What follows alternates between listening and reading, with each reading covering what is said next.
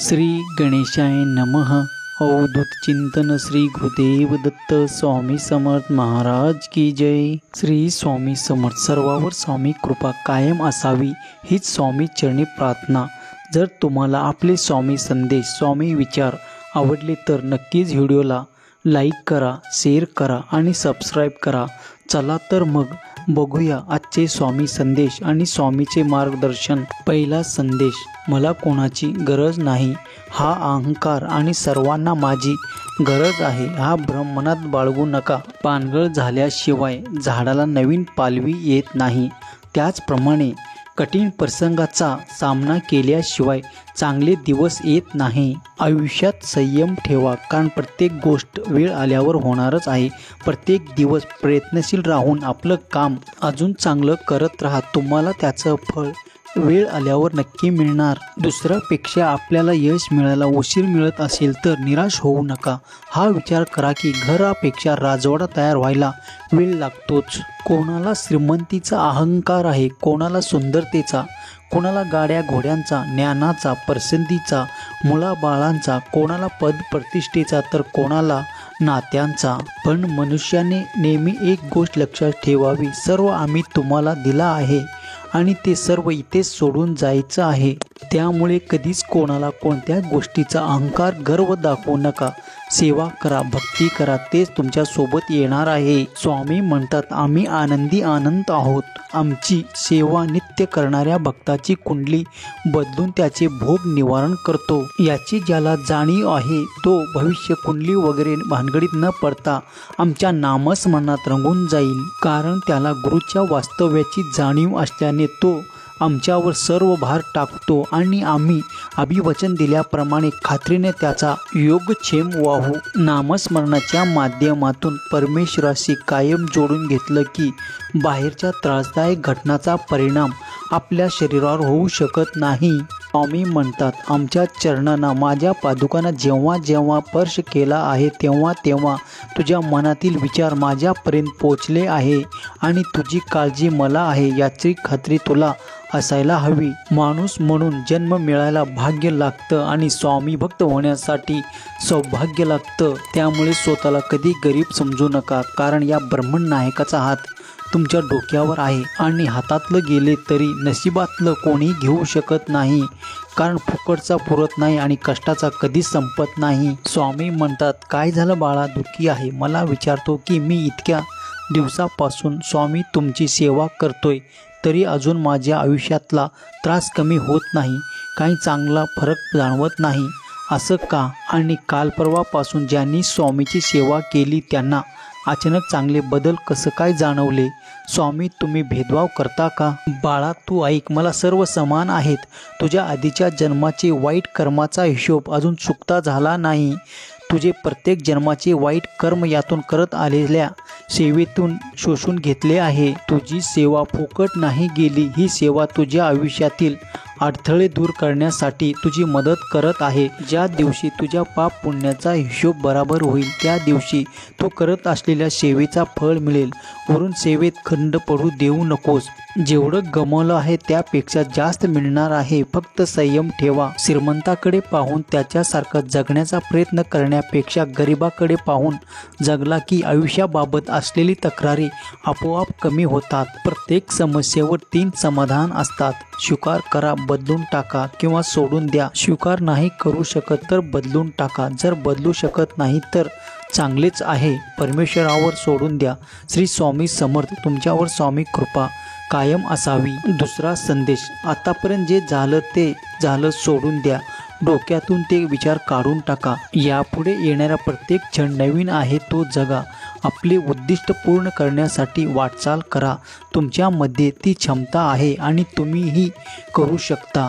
जे काही झालं त्याचे करते करविते आम्ही आहोत. तू भिवू नको. तुझ्या पाठीशी आम्ही आहोत. विचार हे आपले भविष्याचा चेहरा आहे. नकारात्मक विचार केला तर प्रत्येक संधीमध्ये आपल्याला अडचण दिसेल. तुला तर बसता येत नाही आणि तुला सुद्धा आता बसून चालणार नाही. उठ, पुन्हा नव्याने कामाला लाग. मार्ग आम्ही दाखवू. तुझ्यावर जी समस्या ओढवली आहे ती वेळ आली की दूर होईल, पण तू संयम ठेव. क्रोधामुळे भ्रम निर्माण होतो, भ्रमामुळे बुद्धी विचलित होते, त्यामुळे तर्क नष्ट होतो. जेव्हा तर्क नष्ट होतो तेव्हा व्यक्तीचा आरोपधन सुरू होतो. चांगल्या गोष्टी घडण्याच्या आधी वाईट गोष्टी घडतात. फक्त तेच दिवस असतात जेव्हा तुम्हाला स्वतःवर विश्वास ठेवायचा आहे आणि सांगायचं आहे, ठीक आहे, माझा आजचा दिवस वाईट गेला आहे, म्हणून काय झालं, मला माहीत आहे, मी नक्कीच यशस्वी होणार आहे. विश्वास ठेवा. वाईट वेळेत हार नाही मानली की येणारी वेळ खूप सुंदर असते. निघून गेलेला भूतकाळ कदाचित माझा नव्हता, पण येणाऱ्या भविष्यकाळावर वर्चस्व फक्त हे माझेच असेल. तुमचा विचार मनात ठेवा. तुमचे स्वप्न कधीच कमी करू नका, त्यापेक्षा तुमची मेहनत थोडीशी वाढवा. प्रत्येक माणसाची गोष्ट मनावर घेऊ नका, कारण माणूस तुम्हाला काय बोलतात त्यावरून त्याची पात्रता ठरते, तुमची नाही. आयुष्यात मनमोकळेपणाने जगून घ्या, बाकी नशिबावर सोडून द्या. कारण रात्री फुलाला सुद्धा माहीत नसतो उद्या मशानात जायचं आहे की मंदिरात. रस्ता खराब आहे लागला म्हणून मागे वळू नका. गती कमी करा पण पुढे चालत राहा. कदाचित पुढची वाट जास्त सुखमय असेल. तुझ्या मनासारखं लवकरच होईल. फक्त विश्वास डगमगू देऊ नकोस. जिद्द आणि स्वामीवरची भक्ती अशी ठेवायची की नशिबात नसलेल्या गोष्टी सुद्धा मिळाल्या पाहिजे. नकळत तुझ्यासमोर असा एक क्षण येईल याची आशा सोडली होती. स्वप्न साकार होईल. स्वामीची भक्ती करायला वेळ आणि भाग्य आहे. ज्याला हे समजलं तो भाग्यवान आहे. जेवढा तुम्ही दुसऱ्याचं चांगलं विचार कराल तेवढंच तुमचं चांगलं होईल, हे कायम लक्षात ठेवा. अरे रडतोस कशाला? रडण्यासाठी तुझा जन्म नाही तर तू स्वामीचा योद्धा आहेस. थोडासुद्धा डगमगायचं नाही, कारण स्वामीचा तू बाळ आहेस. आत्ता मागे फिरायचं नाही. परमेश्वराकडून मनासारखं नाही मिळालं तर नाराज होऊ नका, कारण तो असं कधीच देणार नाही. जे तुम्हाला चांगलं दिसतं पण तोच देणारा जे तुमच्यासाठी चांगलं असतं. प्रत्येक गोष्ट घडण्यामागे नक्कीच काही ना काही तरी कारण असतं. आयुष्यातील कुठल्याही परिस्थितीत सुखी राहण्याचा प्रयत्न करा. दुःखी राहिल्याने उद्याचे प्रॉब्लेम सुटणार नाही, उलटच सुखसुद्धा निघून जाईल.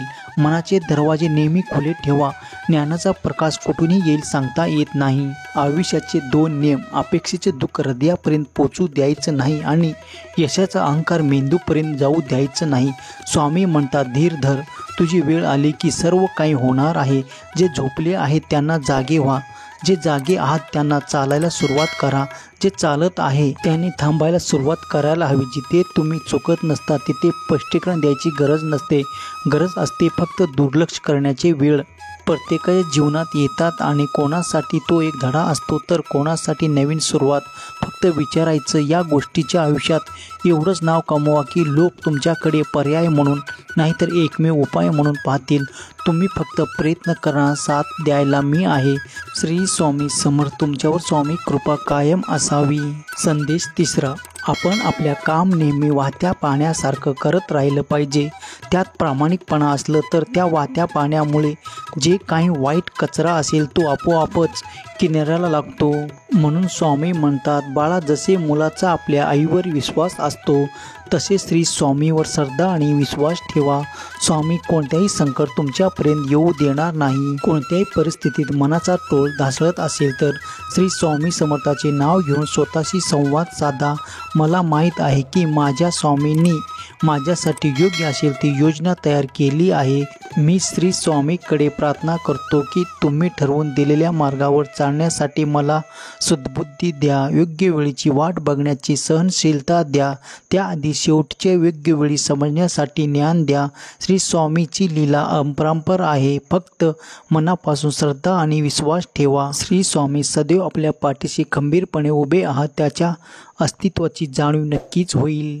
हा संदेश शेवटपर्यंत पाहिल्याबद्दल धन्यवाद.